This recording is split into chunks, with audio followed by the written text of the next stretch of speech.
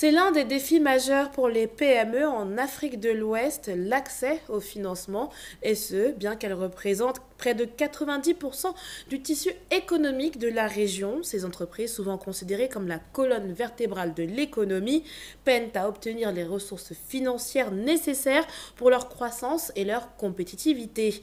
Entre les garanties exigées par les banques, les taux d'intérêt élevés et le manque d'informations sur les opportunités alternatives, les obstacles sont nombreux.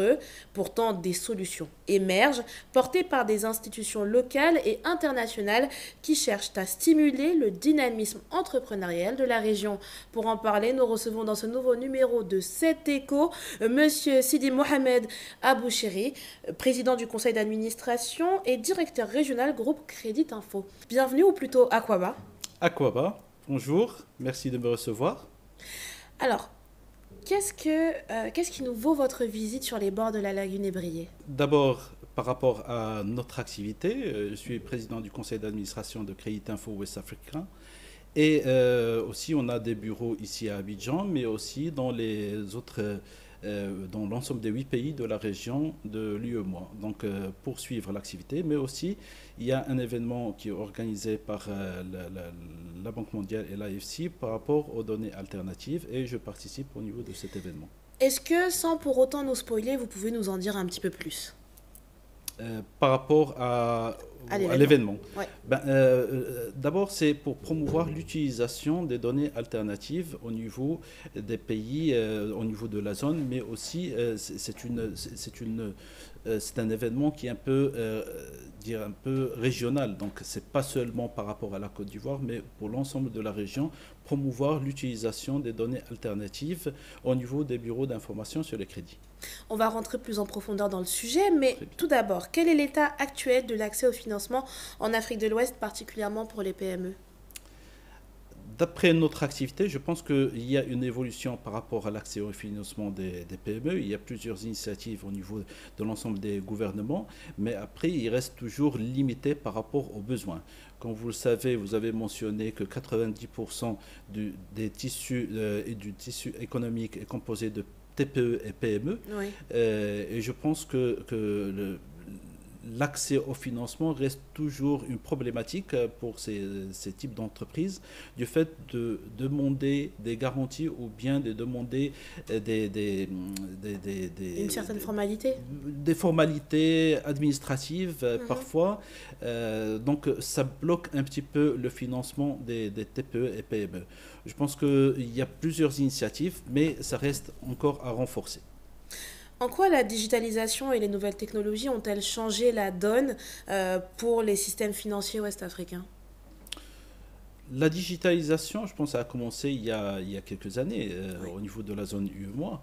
Mais la digitalisation, elle permet d'abord pour les banques de réduire leurs coûts, d'accord? Parce que, comme vous savez, les coûts des banques, il y a le coût du risque, mais il y a aussi le coût d'exploitation, les charges d'exploitation. Donc, par rapport aux charges d'exploitation, il y a une optimisation. Donc, on a vu que depuis quelques années, les banques ne sont plus dans l'optique d'ouverture d'agences bancaires, ce qui est un peu coûteux pour les banques, mais il y a l'alternative à travers la digitalisation ou rapprocher les services financiers à leurs clients d'une manière digitale à travers le mobile banking. Le client il peut demander des crédits, il peut avoir accès à l'ensemble des services bancaires, que ce soit documents, que ce soit virements et tout. Donc à travers la digitalisation, je pense que les banques ont pu un petit peu optimiser. Tout cela, c'est pour le bénéfice du consommateur, parce que quand on réduit les charges d'exploitation, même le coût du crédit pour le consommateur, il est optimisé. Donc, d'un côté, du côté des établissements bancaires, mais aussi pour les consommateurs, faciliter l'accès au financement d'une manière technique. D'accord? Et là, je parle faciliter l'accès techniquement. On n'a plus besoin de se déplacer. D'accord? Oui. Donc, on peut avoir accès à certaines informations, ce qui permet aux consommateurs d'être une meilleure flexibilité dans sa relation avec sa banque. C'est là où, normalement, je crois, interviennent les bureaux d'information de crédit. Est-ce que vous pouvez nous en dire plus? Très bien. D'abord, il faut définir ce que c'est qu'un BIC. Un bureau d'information sur les crédits est une entité qui collecte les informations auprès de fournisseurs de données. Et là, quand on parle de fournisseurs de données, c'est principalement les banques, les sociétés de financement décentralisées, les sociétés de financement, les sociétés de leasing, donc tout fournisseur d'informations dans le cadre de la réglementation qui est autorisée à contribuer ces données, sans exclure aussi les opérateurs télécoms et les fournisseurs d'eau, d'électricité, ce qu'on appelle les grands facturiers. Donc ça, ce sont les fournisseurs d'informations. Après, il y a l'opérateur, c'est le bureau d'information sur le crédit, ou bien l'appellation anglophone qui est le crédit bureau.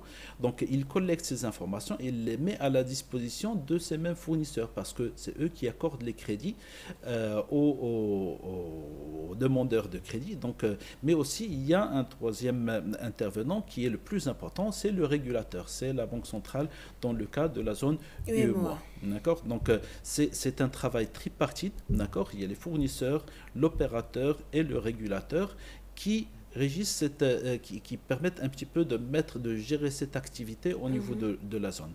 Le but d'avoir un bureau d'information sur le crédit est pour faciliter, d'abord son rôle, c'est faciliter l'accès au financement. D'accord. Réduire la symétrie de l'information au niveau de la place. Pour le bureau d'information sur le crédit, il aide d'abord les banques à avoir de l'information fiable, d'accord, mais aussi une information qui leur permette d'un petit peu de maîtriser les risques et de connaître le comportement des clients. Pour les consommateurs, le BIC leur permet d'être plus visible aux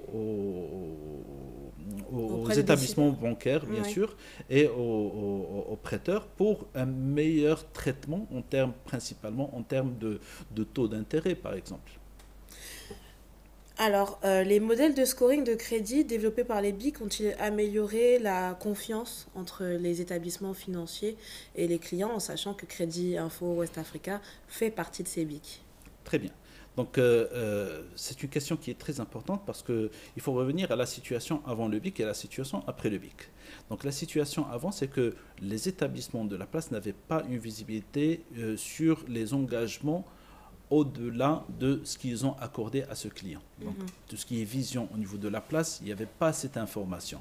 Donc, avec l'avènement du BIC, certainement, il a amélioré, comme on l'a mentionné, il a réduit la symétrie de l'information, mais aussi il a permis d'avoir une meilleure lecture, une meilleure évaluation du client. Les informations disponibles au niveau du BIC sont des informations qui sont, je peux mentionner quelques indicateurs, on parle de 36 millions de contrats au niveau de la zone, juste par rapport à la Côte d'Ivoire, on parle de plus de 13 millions de contrats. Le nombre d'identifiants répertoriés au niveau du BIC, ça dépasse les 16 millions d'identifiants entre personnes physiques et personnes morales, entreprises. Et aussi, on parle au niveau de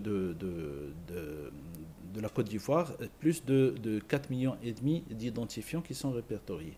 Donc là, c'est une base qui est très importante. Le rapport de solvabilité, qui est le service de base d'un bureau d'information sur le crédit, il ressort l'ensemble des informations sur le client. Qu'est-ce qu'il a comme engagement, quelles sont les habitudes de paiement, et la lecture de ce rapport, d'ailleurs la question précédente était en relation avec la digitalisation. Donc la digitalisation est en relation aussi avec le temps. Donc il faut prendre des décisions d'une manière très rapide. Donc le score, il standardise d'abord la décision, d'accord, la lecture de ce rapport solvabilité, mais je précise, il ne se substitue pas à la décision de l'établissement. Il donne une lecture du rapport de la situation du client selon les informations déclarées au niveau du bureau d'information sur les crédits. Donc si on devait résumer, vraiment vulgariser à l'extrême ce que vous venez de nous expliquer, les BIC, les bureaux d'information crédit, sont en quelque sorte des accompagnateurs vers l'accès au financement. Facilite l'accès au financement. C'est ça le rôle principal d'un bureau d'information sur les crédits.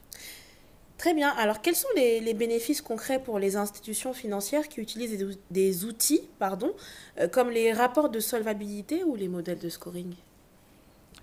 D'abord, c'est pour les banques, pour les institutions, il faut préciser que d'abord, c'est réglementaire. L'utilisation du rapport de solvabilité préalablement à l'octroi de crédit, c'est réglementaire, c'est précisé au niveau de la réglementation. Maintenant, l'utilisation, elle doit être intégrée au niveau du processus d'octroi de crédit. D'accord? Donc, au niveau de l'octroi de crédit, on a besoin de connaître la situation 360 degrés du client. Qu'est-ce qu'il a comme engagement. Pour calculer le taux d'endettement, on a besoin de connaître la situation du client au niveau de la place. On a besoin de connaître ses habitudes de paiement. Mais ces informations qui sont disponibles au niveau du bureau d'information sur le crédit ne couvrent pas l'ensemble ou bien la totalité des informations dont les banques ont besoin. Par exemple, il y a le revenu. D'accord. Le revenu, il est très important. Pour l'instant, il n'est pas disponible au niveau du bureau, mais en cumulant ces deux informations, on peut sortir avec une décision pour accorder un crédit, oui ou non, selon les informations. Bien sûr, le score, il aide à la prise de cette décision. Mais, monsieur Abouchiri, est-ce qu'aujourd'hui, au-delà de la réglementation, ces documents-là sont-ils obligatoires aux institutions financières pour l'octroi d'un crédit, ou c'est quelque chose qui relève de leur propre discrétion d'utiliser ces outils ou pas? Au début, au lancement du bureau d'information sur le crédit, c'était plus une obligation. L'utilisation était plus liée à une obligation réglementaire que par rapport à une utilisation pour l'amélioration, pour réduire le risque crédit. Et aujourd'hui? D'accord. Ben, la tendance, elle a totalement changé. Ça se traduit par le nombre d'utilisations, les volumes qui ont plus que triplé juste depuis le Covid. D'accord, les volumes d'utilisation du bureau d'information sur le crédit, l'avènement de d'autres acteurs au niveau du marché qui accordent des petits crédits, ce qu'on appelle les nanolons, d'accord. Donc, je pense que l'utilisation, on n'est plus dans la vision obligation réglementaire, mais on est plus dans l'utilisation pour des besoins de l'établissement pour mieux optimiser et mieux gérer les risques.